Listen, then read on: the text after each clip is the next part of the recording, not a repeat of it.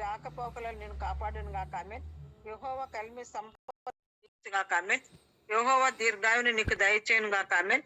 యెహోవా మేలుతో నీ హృదయని సంతృప్తి పరచును గాక. ఆమేన్. యెహోవా నీ కష్టార్జితం అనుభవింప చేయను గాక. ఆమేన్. యెహోవా రక్షణ వస్త్రంతో అలంకరించును గాక. ఆమేన్. యెహోవా నిత్యము నీ మీద సమాధానం ఉంచును గాక. ఆమేన్. ఈ దీవెనలన్నీ మన మీదకి, మన కుటుంబం మీదకి, మన ప్రేరస్ కుటుంబములన్నిటికీ దేవుడు కలుగు చేయను గాక. ఆమేన్.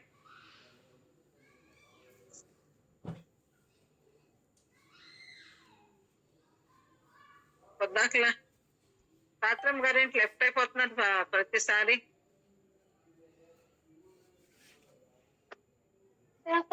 సిగ్నల్ ప్రాబ్లం ఏమన్నాను, నన్నెన్నడూ సిగ్గుపడనీయకము. నీ నీతిని బట్టి నన్ను తప్పింపుము, నన్ను విడిపింపుము. నీ చెవి ఎగ్గి నన్ను రక్షింపుము. నీ చెవి ఎగ్గి ప్రసాదం రక్షింపుము. నేను నిత్యము తొచ్చునట్లకు ఆశ్రయం దుర్గా ఉండము. ప్రసాద్ నిత్యము తొచ్చునట్లు ప్రసాద్కి ఆశ్రయ దుర్గముగా నుండము. ప్రసాద్ నా శైలము, నా దుర్గము నీవే. నువ్వు నన్ను రక్షింప నిశ్చయించి ఉన్నావు. ప్రసాద్ శైలము, ప్రసాద్ దుర్గము నీవే. నీవు ప్రసాద్ రక్షింప నిశ్చయించి ఉన్నావు. నా దేవ, భక్తిహీనుల చేతుల నుండి నన్ను రక్షింపుము. ప్రసాద్ దేవ, భక్తిహీనుల చేతుల నుండి ప్రసాద్ను రక్షింపుము. కీడు చేయి వారి పట్టులో నుండి, బలత్కారుని పట్టులో నుండి నన్ను విడిపింపుము. ప్రసాద్ను విడిపింపుము. నా ప్రభువ యెహోవా, నా నిరీక్షణాస్పదము నీవే. ప్రసాద్ ప్రభువ యెహోవా, ప్రసాద్ నిరీక్షణాస్పదము నీవే. బాల్యము నుండి ప్రసాద్ ఆశ్రము నీవే. బాల్యము నుండి నా ఆశ్రము నీవే. గర్భవాసైదు మొదలుకొని నీవే నాకు ప్రాపకుడివై ఉంటివి. గర్భవాసైదు మొదలుకొని నీవే ప్రసాద్కి ప్రాపకుడివై ఉంటివి. తల్లి గర్భము నుండి నన్ను ఉద్భవింప చేసిన వాడవు నీవే. తల్లి గర్భము నుండి ప్రసాద్ని ఉద్భవింప చేసిన వాడవు నీవే. నిన్ను గూర్చి నేను నిత్యము స్తుతిగానము చేదును. నిన్ను గూర్చి ప్రసాద్ నిత్యము స్తుతిగానము చేయును. నేను అనేకులకు ఒక వింతగా ఉన్నాను, అయినను నాకు బలమైన ఆశ్రము నీవే. నేను అనేకులకు ఒక వింతగా ఉన్నాను, అయినను ప్రసాద్కి బలమైన ఆశ్రయము నీవే. నీ కీర్తితోను నీ వర్ణనతోను దినమంతయు నా నోరు నిండి ఉన్నది. నీ కీర్తితోను నీ ప్రభావ వర్ణనతోను దినమంతయు ప్రసాద్ నోరు నిండి ఉన్నది. వృద్ధాపమందు నన్ను విడనాడకము. వృద్ధాపమందు ప్రసాద్ విడనాడకము. నా బలము క్షీణించినప్పుడు నన్ను విడవకము. ప్రసాద బలము క్షీణించినప్పుడు ప్రసాద్ను విడవకము. నా శత్రువులు నన్ను గుచ్చి మాట్లాడుకొనిచున్నారు. ప్రసాద శత్రువులు ప్రసాదును గుచ్చి మాట్లాడుకొనిచున్నారు. నా ప్రాణము కొరకు పొంచి ఉన్నారు, కూడి ఆలోచన చేయుచున్నారు. ప్రసాద ప్రాణము కొరకు పొంచి ఉన్నారు, కూడి ఆలోచన చేయుచున్నారు. దేవుడు వాని విడిచెను, తప్పించు వారు ఎవరు లేరు. వాని తరిమి పట్టుకొనని వారు అనుకొనిచున్నారు. దేవా, నాకు దూరముగా నుండకము. దేవా, ప్రసాద్కు దూరముగా ఉండకము. నా దేవా, నా సహాయమునకు త్వరపడి రమ్ము. ప్రసాద్ దేవా, ప్రసాద్ సహాయమునకు త్వరపడి రమ్ము. నా ప్రాణ విరోధులు సిగ్గుపడి నశించుదురుగాక. ప్రసాద్ ప్రాణ విరోధులు సిగ్గుపడి నశించుదురుగాక. నాకు కీడు చేయ చూచు వారు నిందపాలై మానభంగమునందుదురుగాక. ప్రసాద్ కీడు చేయ చూచువారు నిందల పాలై మానభంగమునందుదురుగాక. నేనెల్లప్పుడూ నిరీక్షింతును. ప్రసాద్ ఎల్లప్పుడూ నిరీక్షించును. నేను మరి ఎక్కువగా నిన్ను కీర్తింతును. ప్రసాద్ మరి ఎక్కువగా నిన్ను కీర్తించును. నీ నీతిని, నీ రక్షణను నా నోరు దినమెల్ల వివరించును. అవి నాకు ఎన్న శక్యము కావు. నీ నీతిని, రక్షణను ప్రసాద్ నోరు, ప్రేర్వాస్ కుటుంబముల నోరులు దినమెల్ల వివరించును. అవి ప్రేర్వాస్ కుటుంబమునకును ప్రసాదుకును, ప్రసాద్ కుటుంబం ఎన్న శక్యము కావు. ప్రభు అయిన యెహోవా యొక్క బలత్కార్యములను బట్టి నేను వర్ణింప మొదలు పెట్టేదని. ప్రభు అయిన యెహోవా యొక్క బలత్కారములను బట్టి నేను ప్రసాద్ ప్రేర్వాస్ కుటుంబములు వర్ణింప మొదలు పెట్టేదను. నీ నీతి మాత్రమే నేను వర్ణించదును. నీ నీతిని మాత్రమే ప్రసాద్ ప్రేర్వాస్ కుటుంబంలో వర్ణించదును. దేవా, బాల్యము నుండి నువ్వు నాకు బోధించుచు వచ్చితివి. ఇంతవరకు నీ కార్యములను తెలుపుచునే వచ్చితిని. దేవా, వచ్చు తరమునకు నీ బాహుబలమును గుర్చి, పుట్టబోవారికందరూ నీ శౌర్యమును గుర్చి నేను తెలియచెప్పునట్లు తల నెరిసి వృద్ధుడ ఇండు వరకు నన్ను విడవకుము. దేవ, వచ్చు తరమునకు నీ బాహుబలమును గుర్చి, పుట్టబోవారికందరూ నీ శౌర్యమును గుర్చి ప్రసాద తెలియచెప్పినట్లు ప్రేర్వాస్ కుటుంబం తెలియచెప్పినట్లు తెల్ల నీరుసు వృద్ధునై ఉండు వరకు ప్రసాదుని విడవకము, ప్రేర్వాస్ కుటుంబమును విడవకము. దేవా, నీ నీతి మహాకాశమంతున్నతమైనది. గొప్ప కార్యములు చేసిన దేవా, నీతో సాటి అయిన వాడెవడు? అనేకమైన కఠిన బాధలు మాకు కలుగ చేసిన వాడా, నీవు మరలా మమ్ము బ్రతికించదు. భూమి యొక్క అగాధ స్థలములో నుండి నీవు మరలా మమ్ము లేవనెత్తెదవు. నీవు మరలా ప్రసాద్ కుటుంబమును ప్రేర్వాస్ కుటుంబమును లేవనెత్తెదవు. నా గొప్పతనము వృద్ధి చేయము. ప్రసాద్ గొప్పతనమును ప్రేర్వాస్ కుటుంబ గొప్పతనమును వృద్ధి చేయము. నా తట్టు మరలి నాకు నెమ్మది కలుగు చేయము. ప్రసాద్ తట్టు ప్రేర్వాస్ కుటుంబం తట్టు మరలి ప్రసాదుకును ప్రేర్వాస్ కుటుంబములకును వాళ్ళ తల్లిదండ్రుల కుటుంబం నెమ్మది కలుగు చేయము. నా దేవా, నేను కూడా నీ సత్యమును బట్టి సర్వమండల వాద్యముతో నిన్ను స్తుతించదును. నా ప్రసాదు దేవా, ప్రేర్వాస్ కుటుంబముల దేవా, మేము కూడా నీ సత్యమును బట్టి సర్వమండల వాద్యముతో నిన్ను స్తుతించదును. ఇశ్రాయేలు పరిశుద్ధ దేవా, సితారాతో నిన్ను కీర్తించదును. నేను నిన్ను కీర్తించినప్పుడు ప్రేర్వాస్ కుటుంబంలో ప్రసాదు నిన్ను కీర్తించినప్పుడు నా పెదవులు నీవు విమోచించిన నా ప్రాణమును నిన్నుకు ఉత్సాహ ధ్వని చేయను. ప్రసాది పెదవులను ప్రేర్వాస్ కుటుంబ పెదవులను నీ విమోచించిన ప్రసాద్ ప్రాణమును ప్రేర్వాస్ కుటుంబ ప్రాణమును నిన్ను గూర్చి ఉత్సాహ ధ్వని చేయను. నాకు కీడు చేయి చూచువారు సిగ్గుపడి ఉన్నారు. ప్రసాద్ కీడు చేయి చూచువారు, ప్రేర్వాస్ కుటుంబంలో కీడు చేయి చూచువారు, నా కుటుంబంలో కీడు చేయి చూచువారు సిగ్గుపడి ఉన్నారు. వారు అవమానము పొంది ఉన్నారు. కాగా నా నాలుక దినమెల్ల నీ నీతిని వర్ణించును. కాగా ప్రసాద్ నాలుక, ప్రేర్వాస్ కుటుంబ నాలుకలు, నా కుటుంబ నాలుకలు దినమెల్ల నీ నీతిని వర్ణించును. దేవుడి వాక్యాన్ని దీవించి ఆశీర్వదించును. 121 అండి. కొండల తట్టు నా కన్నులెత్తుచున్నాను, నాకు సహాయం ఎక్కడి నుంచి వచ్చును? కొండల తట్టు ప్రసాద్ కన్నులెత్తుచున్నాడు. ప్రసాద్కు సహాయం ఎక్కడి నుండి వచ్చును? యెహోవా వల్లనే నాకు సహాయము కలుగును. యెహోవా వల్లనే ప్రసాద్కు సహాయము కలుగును. ఆమేన్. ఆయన భూమి ఆకాశమును సృజించిన వాడు. ఆయన నీ పాదము తొట్టుల నీడు. ఆయన ప్రసాద్ పాదములను తొట్టుల నీడు. ఆమేన్. నిన్ను కాపాడువాడు కొనకడు, ప్రసాదును కాపాడువాడు కొనకడు, ఇశ్రాయేలును కాపాడువాడు కొనకడు, నిద్రపోడు. యెహోవా నిన్ను కాపాడువాడు, ప్రసాదును కాపాడువాడు, ప్రేరు కుటుంబములను కాపాడువాడు కొనకడు, నిద్రపోడు.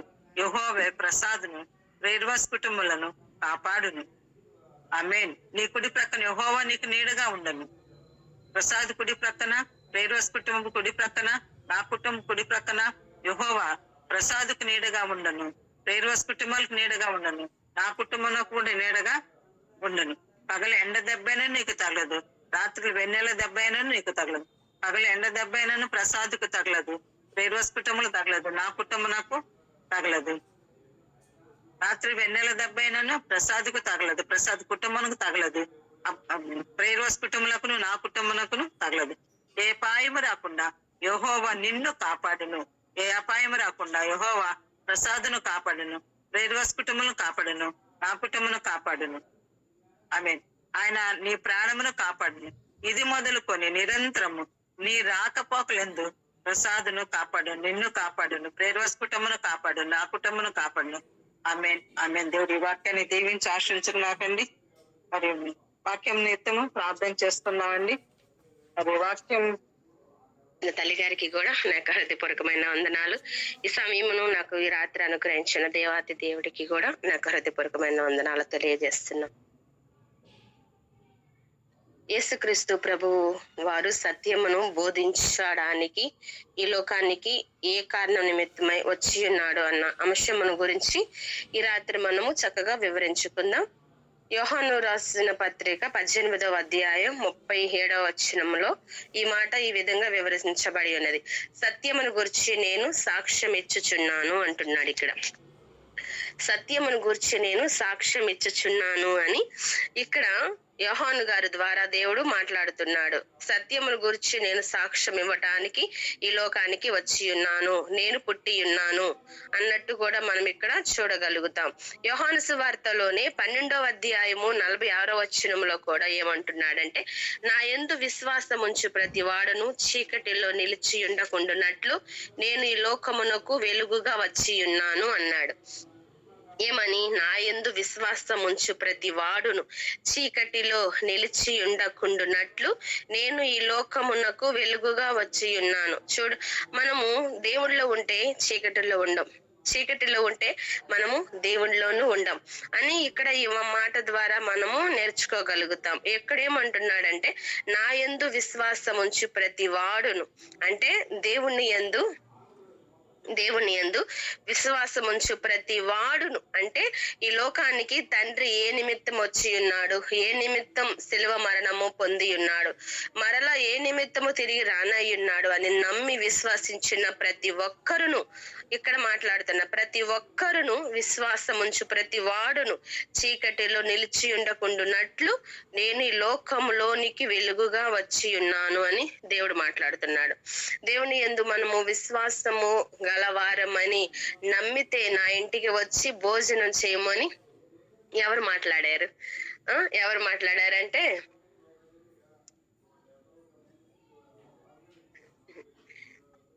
దేవుని యందు ఎవరండి? లూదియా. లూదియా, వెరీ గుడ్, మంచిదండి. లూదియా ఆ యొక్క తూతైర పట్టణస్థురాలు. ఆమె ఒక పొడిని అమ్ముకునే ఒక వ్యాపార రంగానికి చెందిన వ్యక్తి. ఆమె ఉన్నత వారి దగ్గర ఒక వ్యాపారము చేయటము మనము ఆ గ్రంథంలో చూస్తూ ఉంటాం.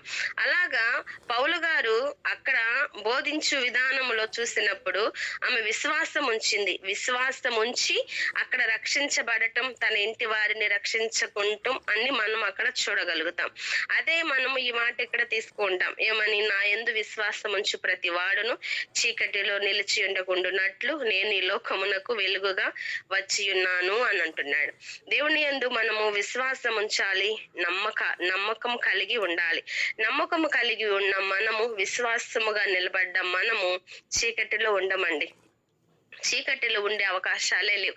చీకటి అంటే లోకం. ఈ లోకము ఒక చీకటిలో మనం ఉంటే ఈ లోకంలో ఉన్నట్లే. ఈ లోకము మనల్ని పరిపాలన చేస్తుంది. ఎన్ని విషయంలో మనము దేనికైతే లోబడిపోతామో దానికి మనము బానిసలం అయిపోతాం. అది ఏదైనా సరే, ఎలాంటి పరిస్థితి అయినా సరే, మనము దేనికైతే లోబడిపోతామో దానికి మనము బానిసలం అయిపోతాం. ఆ బానిస బ్రతుకులో మనకి దేవుడు వెలుగు కనిపించదు. ఆ బానిస బ్రతుకులో దేవుడిని మనము చూడలేం. ఆ బానిస తత్వంలో దేవుడిని మనం ఆశ్రయించలేం. ఒక భయంతో బతుకుతాం. భయము భక్తి లేని తత్వంతో మనము బ్రతుకుతాం. అందుకే అంటాడు దేవుడు ఏమని, లోకంలో ఉండువారు నాలో ఉండలేరు, నాలో ఉంటే లోకంలోనూ ఉండలేరు. మనము లోకంలో ఉంటే దేవుడిలోకి రాలేమండి. దేవుళ్ళో ఉంటే లోకంలో ఎట్టి పరిస్థితుల్లో ఉండలేం. అది కష్టమైన, నష్టమైన, వ్యాధి అయినా, బాధ అయినా, ఏదైనా సరే మనము నమ్మకము దేవుడి మీద ఉంచాలి. ఒక భక్తుడు ఈ విధంగా మాట్లాడుతూ ఉన్నాడు. ఏమనంటే, నన్ను నేల మీద నడిపించేది నీవే.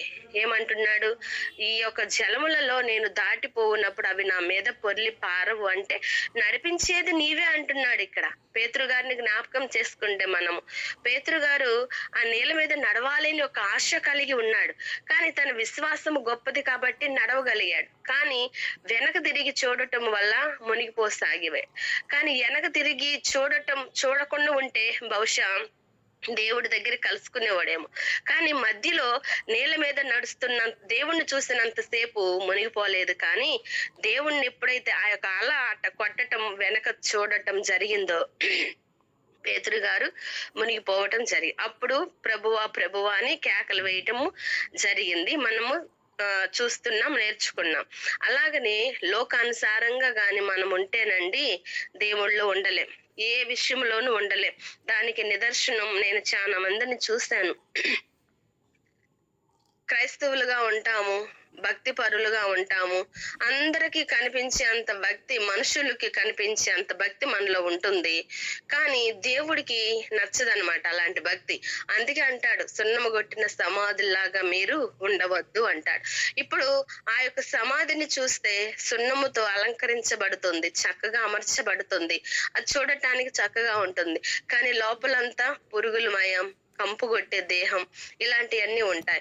అలాగే దేవుడు కూడా మనల్ని చూసినప్పుడు, మనము పైకి ఏమో మనుషులు చూస్తున్నప్పుడేమో మనం ఎలాగున్నాము, అబ్బా మంచి క్రైస్తవులు వీళ్ళు, పలానా దేవుణ్ణి నమ్ముకుంటున్నారు పలానా వాళ్ళు అని చెప్పి మనుషుల జాబితాల్లో మనకు మంచి పేరే ఉంది. కానీ దేవుడు మనల్ని పరిశీలించి చూసినప్పుడు మన స్థితి ఏ విధంగా ఉంది, మనము దేవుడికి ఎలాగా కనిపిస్తున్నాం, ఎలాంటి మనసుతో మనము ఆయన అనుసరిస్తున్నాము ఆయన చూస్తున్నప్పుడు ఏమంటున్నాడు, చాలా దుఃఖము పడుతున్నాడు.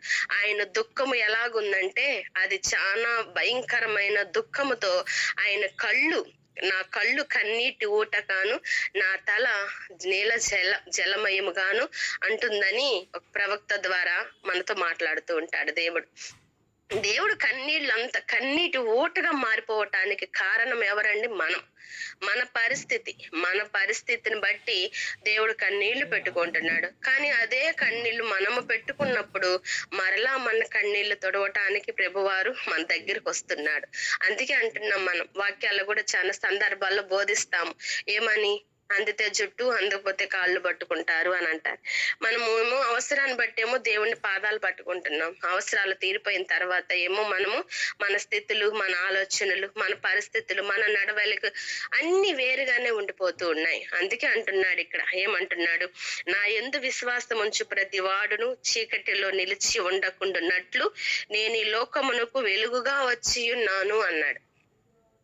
నేను ఈ లోకానికి వెలుగుగా వచ్చాను, నాలో నువ్వు నివసిస్తే నీవు అనేక మందిని వెలిగిస్తావు అంటున్నాడు. ఇక్కడ మనము వెలిగించబడుతున్నామా, వెలిగించబడలేకపోతున్నాం అన్నది మనము మనల్ని పరిశీలన చేసుకున్నట్లయితే దేవుడు మనకి సహాయము చేస్తాడు. దేవుడు క్షమించలేని పాపాలు కానీ దేవుడు క్షమించలేనిది మనుషుల వల్ల ఎవ్వరి వల్ల లేదు. ఆయన క్షమించటానికి సిద్ధ మనసు గలవాడు, క్షమించటానికి సిద్ధముగా ఉన్నాడు. ఎలాంటి పరిస్థితుల్లో నుంచి మనము తండ్రి అని మొరపెడితే నేనున్నాను అని మన మొరలు ఆలకించటానికి దేవుడు సంసిద్ధముగా ఉన్నాడని వాక్యము సెలవిస్తుంది. అందుకే అంటున్నాడు, ఏమని? యోహాను సువార్త 18వ వచనం 18వ అధ్యాయం 37వ వచనములో సత్యమును గురించి సాక్ష్యం ఇచ్చుటకు నేను పుట్టితిని అంటున్నాడు. సత్యమును గురించి సాక్ష్యం ఇచ్చటానికే నేను పుట్టాను అన్నాడు. తండ్రిగా ఈ లోకంలో ఉన్నాడు, కుమారుడిగా వచ్చాడు, పరిశుద్ధాత్ముడిగా సంచరిస్తున్నాడు. ఇంకా మనము తెలుసుకోలేని పరిస్థితుల్లోనే ఉన్నాము. తండ్రిగా సృష్టించబడ్డాడు, కుమారుడిగా త్యాగం చేయబడ్డాడు, పరిశుద్ధాత్ముడిగా మనల్లో బలపరుస్తూ మన మధ్యలో ఉంటున్నాడు. కానీ మనలో ఏదో తెలియని ఆవేదన, ఏదో తెలియని భయము, భీతి, ఏదో తెలియని దిగులు, ఈ యొక్క మనస్సు ఒత్తిళ్లతో మనము దేవుణ్ణి అనుసరించే విధానంలో చాలా తక్కువైపోతున్నాం. అందుకే మార్తా మరియ విస్తారమైన, ఇప్పుడు యేసుక్రీస్తు వారు మార్తా మరియ వాళ్ళ ఇల్లు దర్శించటానికి అక్కడ ఆ మార్గము గుండా వచ్చినప్పుడు అది అక్కడ మన సందర్భం బాగా గుర్తు చేసుకుంటాం. ఏమంటున్నాడు? వాస్తవానికి మార్త ద్వారా దేవుడు ఆ ఇంటికి వచ్చాడు, కానీ వాక్యం వినింది ఎవరు? మరియ. మార్త ద్వారేమో దేవుడు ఆ ఇంట్లోకి అడుగు పెట్టడం జరుగుతుంది. కానీ ఆ శ్రద్ధగా విశ్వాసముతో ఆ మాటల మీద ఆసక్తి పుట్టింది ఎవరికంటే మరియ గారికి. యేసుక్రీస్తు వారు వచ్చారు, అవి చేసి పెట్టాలి, ఇది చేసి పెట్టాలని అనేకమైన పనులు పెట్టుకుంది మార్త. కానీ శ్రేష్టమైన మాటలు ఆలకించడానికి కూర్చుంది మరియ. అప్పటికి ఒక స్నేహ స్వభావముతో మార్త అంటుంది, నేను ఇంత పనిలో ఉంటే నీకు కనికరం లేదా ప్రభు అని కూడా అక్కడ మాట్లాడటం మనము చూస్తాం. అలాగనే విస్తారమైన పనులు పెట్టుకుంటే, విస్తారమైన ఆలోచనలు, విస్తారమైన లోకానికి సంబంధించినవన్నీ ఏదైనా విస్తారమైన వాటిలో మనం మునిగిపోతే శ్రేష్టమైనవి మనము కోల్పోతాం. శ్రేష్టమైన పిలుపుకు మనము లోబడలేకపోతాం అన్నమాట. అందుకే ఆ పనుల కంటే ఈ మాటలు శ్రేష్టము మార్తా అంటాడు. మనము కూడా దేవుడి విషయంలో మనం ఎంత శ్రద్ధ కలిగి ఉండాలి అంటే మన మనసు ఆయన వైపు కేంద్రీకరించబడాలి. ఫస్ట్ మనము ఆయన స్వరము వినటానికి ఏగేళ్ళ పడి ఉండాలి. ఆయన పని తర్వాతే ఏదైనా అన్నట్టుగా మనము జీవించాలి. అప్పుడే మనము ఈ లోకంలో ఎందుకు వచ్చాము, ఈ లోకంలోని లోకానికి మనల్ని ఎందుకు పంపించాడు, ఈ లోకంలో ప్రత్యేకంగా ఎందుకు ఏర్పరచుకున్నాడు, పేరు పెట్టి ఎందుకు పిలుచుకున్నాడు, నీవు నా సొత్తు అని ఎందుకు అన్నాడు, నా పరిస్థితి ఏంది, నేను ఏ విధంగా ఉపయోగపడతాను అని చెప్పి మనము గాని దేవుడు గొప్ప చెప్పుకోగలిగితే, నువ్వు ఈ పనికి ఉపయోగపడతావు, నువ్వు ఈ పని ఇలాగా చేయగలుగుతావు, నిన్ను ఈ పనికి ఇలాగా పిలుచుకున్నాను, నీవు నాకు ఇష్టంగా ఉన్నావు, అందుకే నిన్ను ఎన్నుకున్నాను అని ఇలాగ మనల్ని దేవుడు ధైర్యపరిచి మనకు వాక్యం ద్వారాగా మనతో మాట్లాడతాడంట. ఇటు మాటలు ఆలకిస్తున్నప్పటికీ, ఇటు మాటలు మనము వింటున్నప్పటికీ, ఇటు మాటలు మనం ధ్యానిస్తున్నప్పటికీ కూడా ఎంతో ఆదరణ ఉంటుంది. యేసుక్రీస్తు వారు మాట్లాడుతున్నప్పుడు మరియ గారు కూడా ఎంతో ఆదరణగా వింటుందంట. ఆ మాటల్లో మునిగిపోయింది. మార్త ఎన్ని పనులు చేస్తుంది, ఏం చేస్తుంది అన్నది కూడా అక్కడ అసలుకి గుర్తు రాలేదంట. అందుకని మార్త మాట్లాడేటప్పటికి ఓహో అక్కకి ఇన్ని పనులు చేస్తుందా అని అప్పుడు చెల్లికి గుర్తుకొచ్చింది అనమాట. అలాగనే మనము కూడా లోకానుసారంగా ఉండకూడదు అని ఈ మాటలకి బట్టి కూడా దేవుడు మనతో మాట్లాడుతున్నాడు. మనము దేవుని యందు విశ్వాసం ఉంచినట్లయితే మనము చీకటిలో నిలిచి ఉండం, చీకటిలో మనము బ్రతకం, లోకానుసారంగా జీవించం, లోకులతో స్నేహం చెయ్యం. లోక స్నేహం దేవుడితో వైరం అని దేవుడు మాట్లాడుతున్నాడు. మన స్నేహాలు ఎవరితో ఉన్నాయి, మనం ఎవరితో కలిసి ఉంటున్నాం, ఎవరితో ఎక్కువగా మనము గడుపుతున్నాం, దేనికి ఎక్కువగా ప్రాధాన్యత ఇస్తున్నాం, ఇవన్నీ మనల్ని లెక్క అడిగే సమయం ఒకటి ఉంటుంది దేవుడు. అప్పుడు మనము చెప్పిన చాకులు చెప్పుకున్నా కూడా ఉపయోగం లేదు అని కూడా దేవుడు మాట్లాడుతున్నాడు. అదే అధ్యాయంలో యోహాను సువార్తలోని 10-11 కూడా మనము చూస్తున్నట్లయితే, నేను మంచి కాపరి గొర్రెల కొరకు తన ప్రాణము పెట్టును అన్నాడు. ఇక్కడ నేను మంచి కాపరి గొర్రెల కొరకు తన ప్రాణము పెట్టెను. మరి కాపరి మంచి కాపరిగా మనకున్నాడు, మన కోసం ప్రాణము పెట్టలేదండి, మనందరి కోసము ప్రాణం పెట్టాడు. ఈ సర్వ మానవుల కోసమే త్యాగం చేశాడు, త్యాగశీలిగా మారిపోయాడు దేవుడు. అందుకే అంటాడు, నేను మంచి కాపరి గొర్రెల కొరకు తన ప్రాణమే పెడుతుంది. మనము గొర్రెలు చూడండి, మన సొంత గొర్రెలు గాని మన సొంత వ్యాపారం మనం చేస్తే మన ప్రాణాలకు తెగించి కాపాడుకుంటాం. అదే మనము గొర్రెలు ఏమంటారు, కవులకి గాని ఇలాగా మేపే వాళ్ళ దగ్గర వదిలిపెట్టటాలు, వాళ్ళకి నెలకి ఎంత ఇస్తాము అని, మా గొర్రెలు గాని మా బర్రెలు గాని ఇలాంటి మీరు మేపితే మీకు నెలకి ఎంత ఇస్తాము అని వాళ్ళని కొంతమందిని మనం ఉపయోగించుకుంటాము. అలా ఉపయోగించుకున్న వాళ్ళు చూడండి, వాటికి మంచి ప్రదేశంలో మేపరు, మంచిగా వాటిల్ని కాయరు, మంచిగా చూడరు, ఏదో వాళ్ళ ఉదయం తోలుకొని వెళ్తారు, సందకాడికి తీసుకొస్తారు. ఆ మధ్యలో అది ఏ లోయలో పడ్డా, ఏ గుంటలో పడ్డా, ఏది పడ్డా కూడా నాకు తెలియదు అంటారు. ఎందుకంటే బాధ్యత ఉండదు వాళ్ళకి, బాధ్యత అక్కడ వాళ్ళు నెరవేర్చరు అనమాట. అదే తన సొంతది అనుకోండి, తన ప్రాణము అయినా పెట్టి కాపాడుకోవాలన్నంత ఆశ కలిగిద్ది. ఈమె సొంత మనిషి కాదు కాబట్టి ఆమెకి భయము బాధ్యత ఉండదు.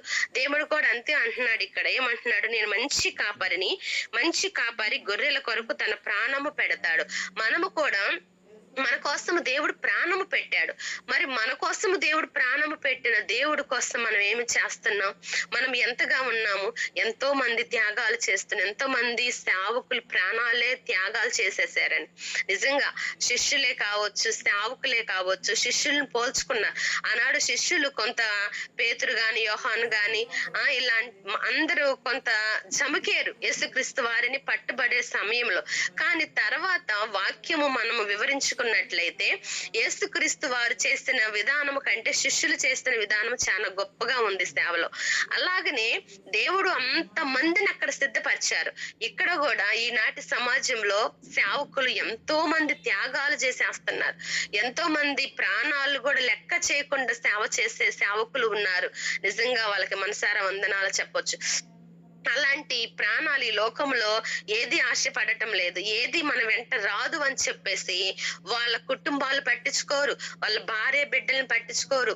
నాకు తెలిసిన సేవకులు చాలా మంది ఉన్నారండి, కనీసం భార్యను గాని బిడ్డలను గాని పట్టించుకోరు.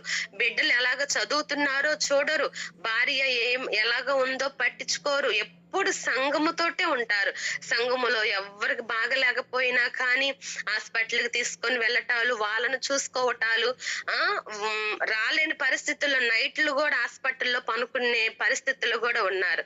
ఇటు మార్గంలో మా పాస్టర్ గారు ఎక్కువగా నడిచాడు. అందుకు నేను గొప్పగా చెప్పుకోగలను ఆ విషయంలో. ఎందుకంటే ఎప్పుడు కూడా మేమున్నామా అన్న ఆలోచన కూడా మా పాస్టర్ గారికి గుర్తుండదు. ఎప్పుడు సంఘముతోటే ఉంటా. ఎవరికి బాగలేకపోయినా ప్రతి ఒక్క ఇంట్లో ఒక కొడుకుగా, ఒక పెద్ద బిడ్డగా ఉంటాడనమాట. అలాగా ఎంతో మంది త్యాగాలు చేసిన సేవకులు ఎంతో మంది ఉన్నారు. అందుకే వాళ్ళు చనిపోయినా కానీ వాళ్ళ పేర్లు మర్చిపోకుండా ప్రతి కార్యక్రమంలో, ప్రతి సందర్భంలో మా పాస్టర్ గారు అలాగా, మా పాస్టర్ గారు ఇలాగా, మా పాస్టర్ గారు ఉంటే మాకు సమస్యలు రావు, మా పాస్టర్ గారు ఉంటే మాకు ఇంత బాధ ఉండదు, భయం ఉండదు. ఇలాగ ఎన్నో మనము వింటూ ఉంటాం. ఎందుకంటే మనము ప్రాణానికి ప్రాణంగా ప్రేమిస్తాము కాబట్టి. దేవుడు కూడా అంతే అంటున్నాడు, నేను మంచి కాపరి గొర్రెల కొరకు తన ప్రాణము పెట్టు రీతిలో మీరు ఉండండి అని. అలాగనే సేవలో చాలా మంది అలాగ ఉన్నారు కాబట్టే పేర్లు ఇప్పుడు కూడా మోగుతూనే ఉన్నాయి ప్రతి చోట కూడా. మనము ప్రేమించే విషయంలో దేవుడు ప్రేమ కలిగి ఉండాలి, యథార్థంగా ఉండాలి, నమ్మకముగా ఉండాలి. దేవుడు అదే అంటున్నాడు, మీ ప్రేమ పొరుగు వారికి కీడు చేయకూడదంట. మీరు ప్రేమించే విధానంలో ఆ ప్రేమలో ద్వేషం ఉండకూడదంట. ధర్మశాస్త్రం అంతా నెరవేర్చబడింది ఒక్క ప్రేమ విషయంలోనే అని వాక్యం సెలవిస్తుంది. నిజంగా మనము ప్రేమించబడితే ధర్మశాస్త్రాన్ని గైకొనే వారమే అంటున్నాడు దేవుడు. అలాగా మనం ఉండాలి అని దేవుడు ఈ మాటల ద్వారా కూడా మనల్ని హెచ్చరికలు చేస్తున్నారు. అలాగ మనం ఉన్నామా లేమని కాదు కానండి, వాక్య ప్రకారంగా మాట్లాడుకుంటున్నాం కాబట్టి ఈ వాక్యము ఈ విధంగా ఉంది. అదే విధంగా మత్తయి సువార్తలో కూడా మనము చూసినట్లయితే ఏమంటుంది, ఆ నక్షత్రమును చూసి అత్యానంత భరితులై తన ఇంటిలోనికి వచ్చి తల్లి అయిన మరియను చూశారంట. ఒక నక్షత్రము ఆ యొక్క క్రిస్మస్ పండగ రోజు మనం స్టార్లు ఇలాగ పెట్టుకునే విషయంలో మనం నక్షత్రాలను చూసుకుంటూ ఉంటాం. అలాగ చూసుకునేటప్పుడు ఒక నక్షత్రమే జ్ఞానులకు దావ చూపిస్తుంది. ఈనాటి జ్ఞానులు ఎవరంటే సేవకులే. ఈ ప్రపంచ యావత్తు సేవకులే జ్ఞానుల్లాగా మనము అనేక మందికి మార్గమును బోధిస్తూ, ఈ మార్గమును చూపిస్తూ, యేసే క్రీస్తని, సత్యము ఇదేనని మనం ప్రకటనలు చేస్తూ ఉన్నప్పుడు అనేక మంది తెలుసుకుంటున్నారు. ముఖ్యంగా క్రైస్తవుల కంటే అన్నిలే ఎక్కువగా తెలుసుకుంటున్నారు.